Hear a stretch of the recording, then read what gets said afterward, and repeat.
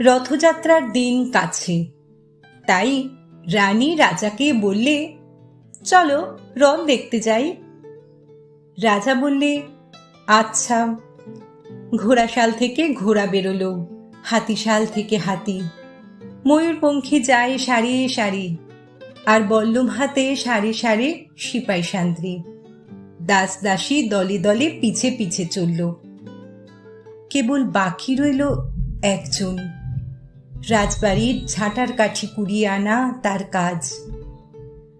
সর্দার এসে দয়া করে তাকে বললে, ওরে তুই যাবি তো আয়। সে হাত জোর করে বললে, আমার যাওয়া ঘুটবে না। রাজার কানে কথা উঠল, সবাই সঙ্গে যায়, কেবল সেই দুঃখীটা যায় না। রাজা দয়া করে মন্ত্রীকে বললে, ওকেও ডেকে নিও। রাস্তার ধারে তার বাড়ি। হাতি যখন সেইখানে পৌঁছল, মন্ত্রী তাকে ডেকে বললে, ওরে দুঃখী, ঠাকুর দেখবি চল।